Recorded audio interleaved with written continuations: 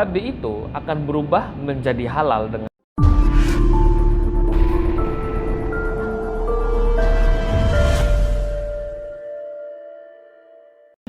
bicara soal halal dan haram ya.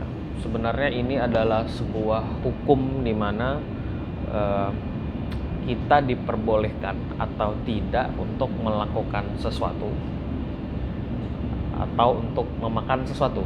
Nah, jadi halal dan haram ini memang menjadi acuan buat kita orang-orang muslim ya untuk bertindak ya. Kalau halal maka boleh, silakan dilanjutin. Kalau haram ya berhenti gitu. Sesederhana itu sih sebenarnya melihat konteks halal dan haram. Nah, karena memang sekarang ini halal dan haram musik jadi banyak perbincangan orang lain, tapi kita coba untuk mengambil perspektif ijtihadnya ya, karena kemarin saya belum bahas soal perspektif ijtihadnya. Jadi sebelum kita masuk ke ijtihad, kita masuk ke halal dan haram dulu. Sesuatu yang haram, kalau misalnya konteks makanan ya, sesuatu yang haram itu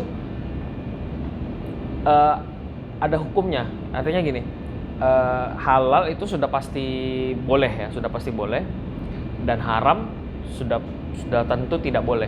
Itu sebenarnya hukum dasarnya.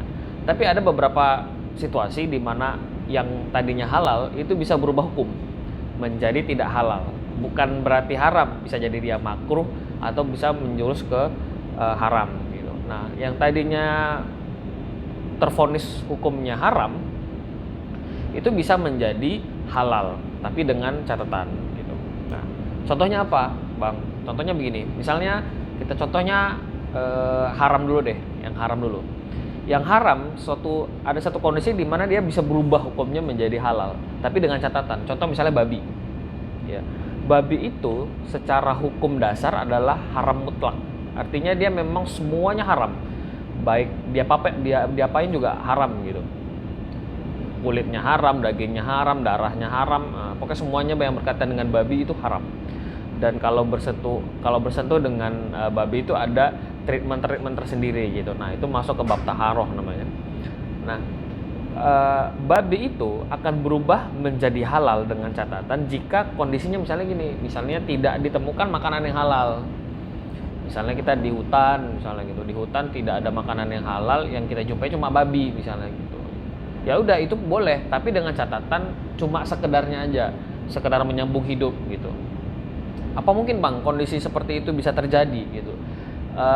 Memang kita belum ngalamin ya, tapi mungkin orang-orang yang mungkin kecelakaan, jatuhnya ke jurang di tengah hutan, dia bertahan mencari bantuan misalnya gitu, tiba-tiba dia dalam keadaan emang sudah kritis dan memang harus makan, yang dia jumpai mungkin itu bisa menjadi halal buat dia, tapi dengan catatan tidak cuma sekedarnya aja ya, bukan yang sampai kenyang makan lahap semua segala macam gitu. Nah, itu satu yang haram kemudian bisa berubah hukum gitu.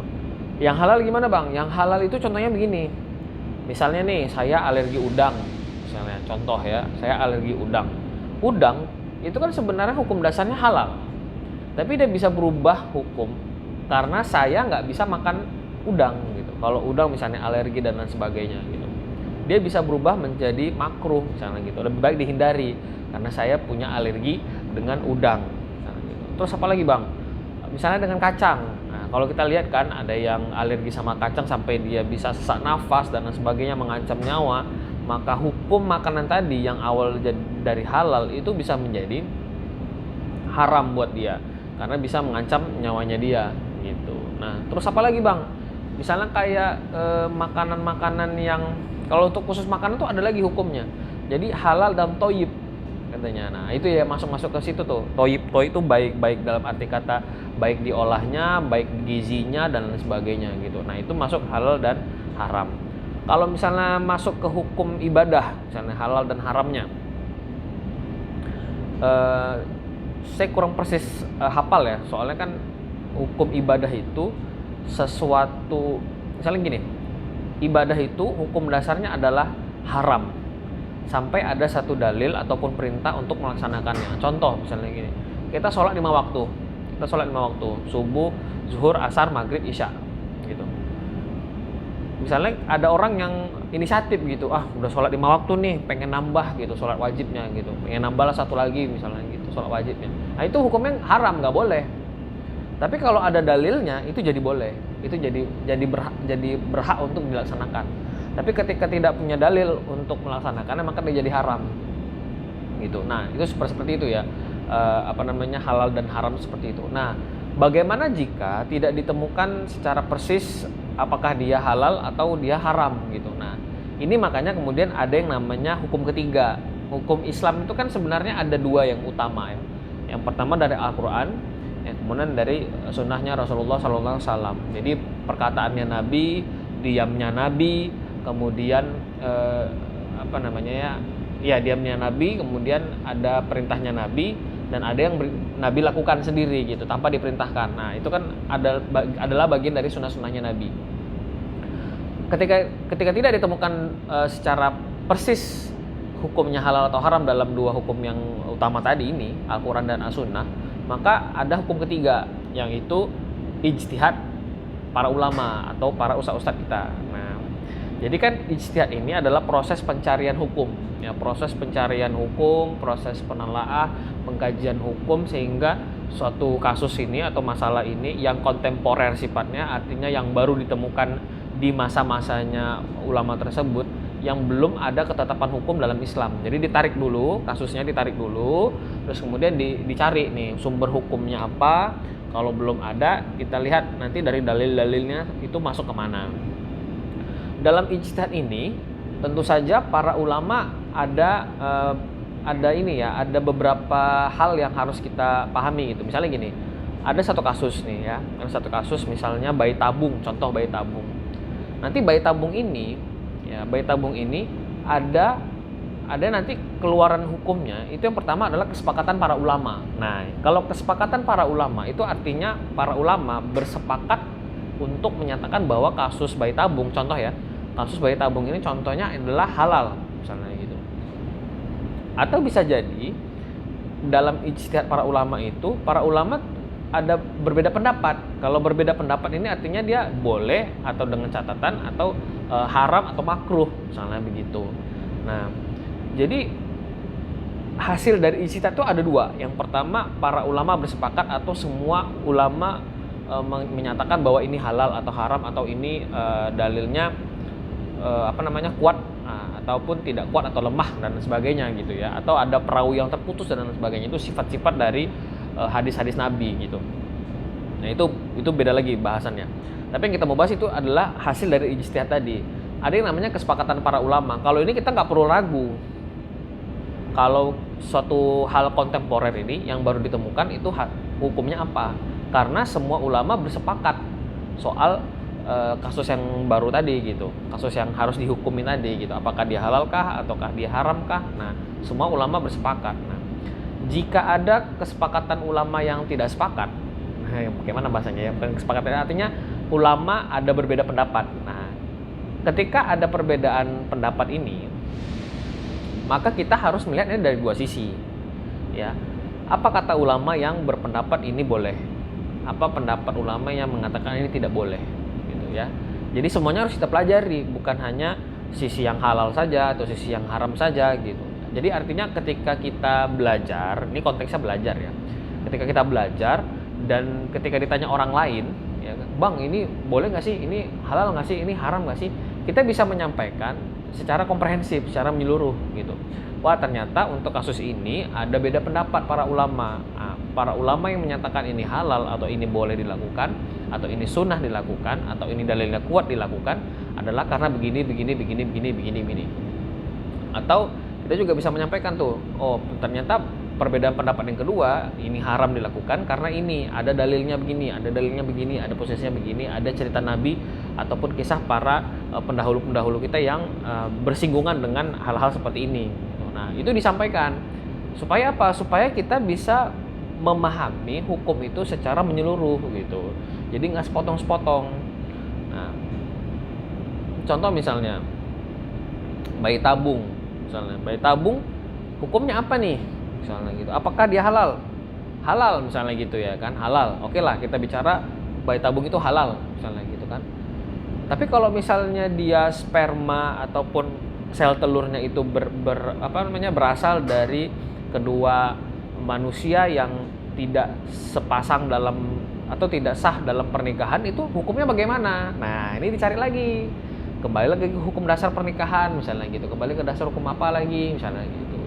Nah, jadi ijtihad itu seperti itu. Jadi kasus-kasus kontemporer itu memang punya dasar yang biasanya fikih kontemporer namanya.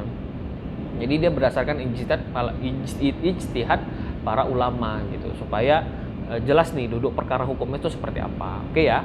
Nah, makanya buat teman-teman yang memang baru belajar tentang Islam, baru hijrah, baru pengen baru pengen belajar Islam secara banyak, pengen dengar banyak kajian, teman-teman juga harus banyak khasanah yang seperti tadi gitu. Apakah ini ada perbedaan pendapat atau tidak gitu. Jadi kita tuh dalam mempelajari Al-Quran atau mempelajari hukum-hukum Islam itu bisa kita menyampaikannya kembali ketika ditanya oleh orang lain, jawabnya yang secara komprehensif tadi gitu. Jadi bukan hanya Bang, ini hukum bacaan sholat yang ini seperti apa, boleh atau tidak, atau ini ada nggak tuntunannya dari Nabi SAW misalnya gitu ya kan. Oh, itu ada perbedaan pendapat misalnya gitu, atau ada yang dalilnya seperti ini, ada yang melaksanakan seperti ini, bacanya seperti ini misalnya gitu, atau lagi ada yang gini, atau ada yang kunut dan tidak kunut, terus hukumnya seperti apa Bang kayak gitu. Nah, kembali kepada yang lagi ramai dibicarakan gitu soal Ustadz Adi Hidayat itu sikapnya tuh seperti apa sih. Nah, sikapnya seperti apa sih gitu kan. Jadi kalau saya membaca dari video terbaru beliau soal hukum halal dan haram musik dalam perspektif Al-Quran dan Sunnah, ya, itu redaksinya mungkin bisa berbeda ya dari video aslinya. Jadi Ustadz Adi Hidayat itu kan ditanya tentang hukum musik. Jadi sebagai pengajar, sebagai guru gitu kan, beliau itu menyampaikan hukum-hukum yang memang ada gitu. Dari yang tadi seperti saya bilang tadi gitu ya. Jadi apakah dalilnya yang memperbolehkan yang halal seperti apa, kemudian yang haram seperti apa, ataukah yang halal dengan catatan seperti apa. Nah, itu disampaikan tuh, disampaikan semua hukumnya, disampaikan semua dalilnya gitu, sampai kemudian kita paham oh ternyata ada pendapat ulama yang ada dalilnya yang menyatakan bahwa musik itu halal misalnya gitu kan, atau dengan catatan seperti apa, atau yang haram seperti apa, dan apa kondisinya ketika musik itu bisa menjadi haram misalnya gitu. Terus kemudian Ustadz Adi kan bilang, kalau pribadi saya, kalau sikap saya secara pribadi, karena beliau suka dengan Al-Quran dan pengen jadi ahli Al-Quran, maka dia menjauhi yang namanya musik, karena berbeda frekuensinya antara musik dan Al-Quran tadi. Nah, ini sebenarnya sah saja, dan ini sebenarnya salah satu sikap kita menghadapi ijtihad ulama yang berbeda. Ya, ketika ada berbeda pendapat para ulama, ini sebenarnya sikap ijtihad kita gitu.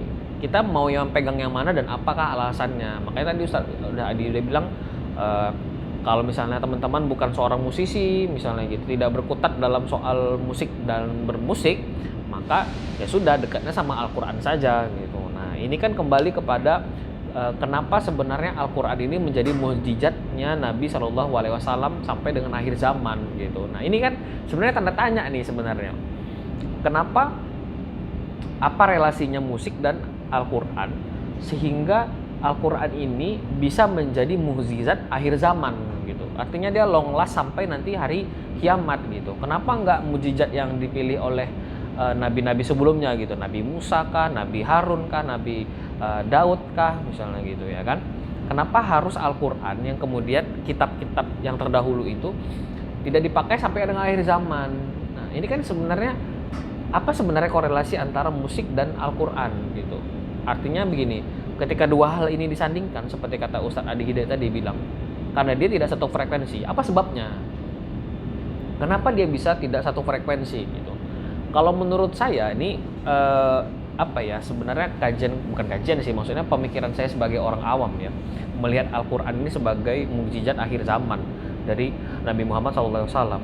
Jadi begini teman-teman, alasannya adalah mungkin ya, Allah menurunkan Al-Quran ini di Nabi Muhammad SAW untuk seluruh alam sampai dengan akhir zaman adalah untuk menjadi sebuah komparasi dengan dunia dengan apa yang terjadi pada dunia saat itu gitu.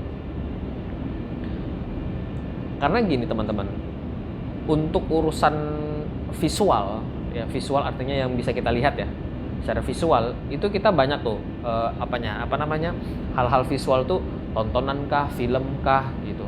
Dan untuk media audio itu kita mengenalnya kalau bukan podcast itu musik gitu, benar gak?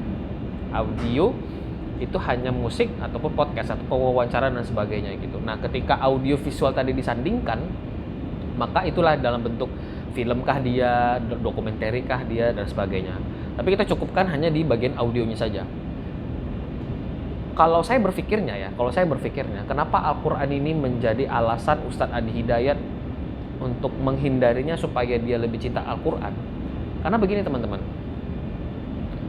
Al-Quran Allah turunkan sampai dengan akhir zaman adalah untuk membuat kita lebih tertarik dengan Al-Quran ketimbang dari musik.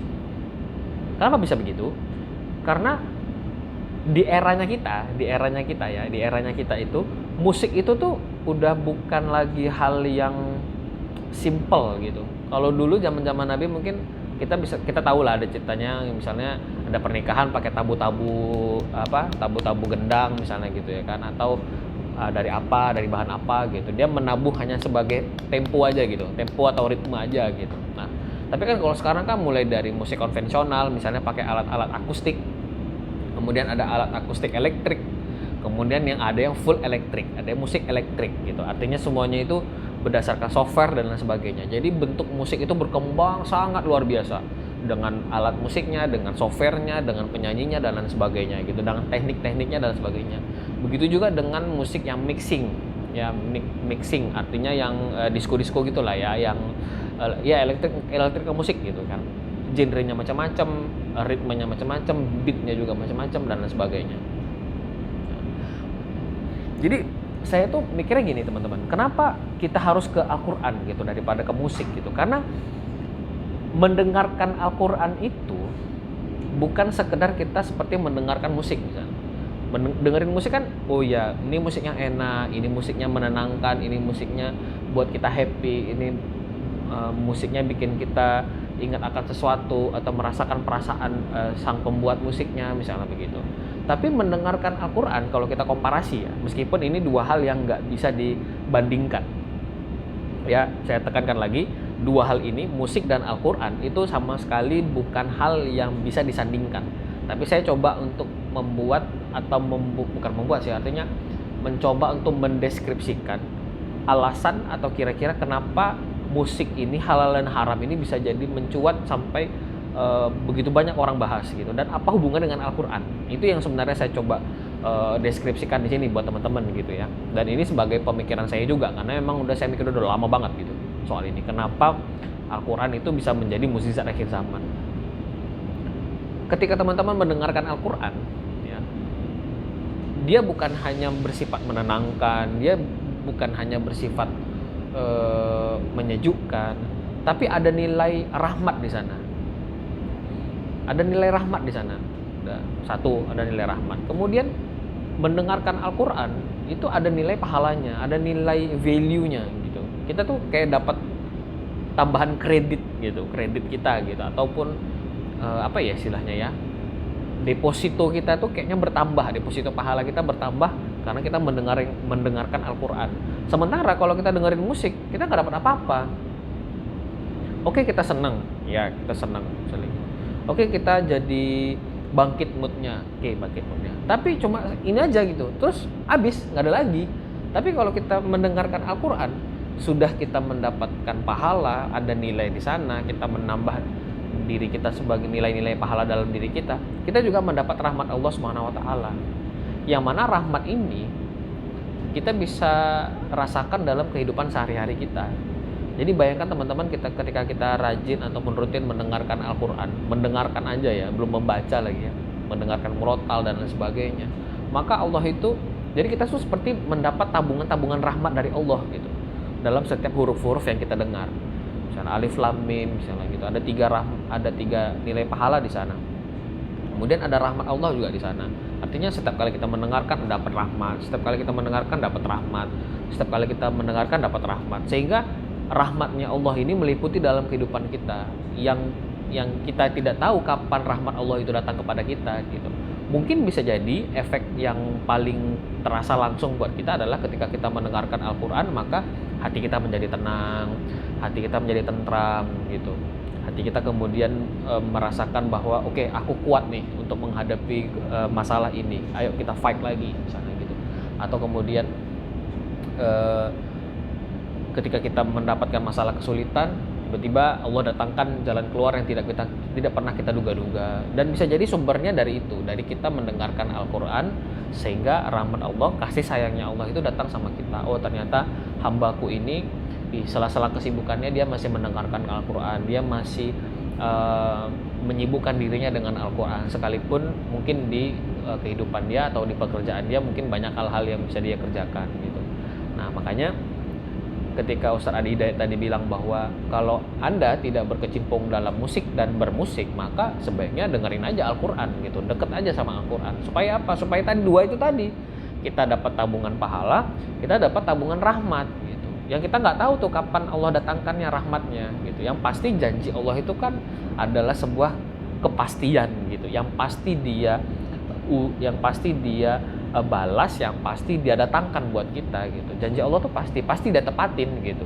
Makanya ketika Allah bilang dengarkan Al-Quran maka kamu akan supaya kamu mendapat rahmat, ya artinya memang akan ada rahmat Allah buat kita ketika kita mendengarkan Al-Quran gitu. Ada pahala-pahala yang mengalir buat diri kita dan rahmat Allah buat kita ketika kita mendengarkan Al-Quran, apalagi membacanya, apalagi mentadaburinya, apalagi mengkajinya, apalagi membaca tafsirnya gitu. Nah, itulah kemudian berakhir dengan sebagai ahli Quran kalau kata Ustadz Adi Hidayat. Terus apakah ahli Al-Quran itu adalah orang-orang yang menghafal Al-Quran gitu, hanya terbatas pada itu aja? Terus kita ini yang orang-orang biasa yang hafalannya cuma Al-Ikhlas, An-Nas, Al-Falaq gitu misalnya gitu ya. Apakah itu bisa mendapatkan gelar sebagai ahli Al-Quran? Nah, menurut Ustadz Adi Hidayat bahwa ahli Al-Quran itu bisa ada 3 kata dia. Yang pertama adalah yang gemar membaca katanya, yang gemar membaca, yang tartil ya, istilahnya ya, yang gemar membaca. Kemudian ada yang gemar membaca, kemudian dia membaca juga terjemahannya misalnya gitu. Nah, yang ketiga ini adalah yang kedua tadi adalah yang membacanya plus yang memahami. Nah, yang ketiga adalah yang menghafal gitu. Mudah-mudahan kita termasuk dari salah satu golongan ahli-ahli Al-Quran ini, sehingga kita hidup kita menjadi lebih tenang, dekat sama Allah Subhanahu wa taala, dan hidup kita penuh dengan rahmat Allah Subhanahu wa taala. Itu saja konten hari ini, semoga bermanfaat. Terima kasih sudah mendengarkan, sampai jumpa di konten-konten selanjutnya. Barakallahu fiik.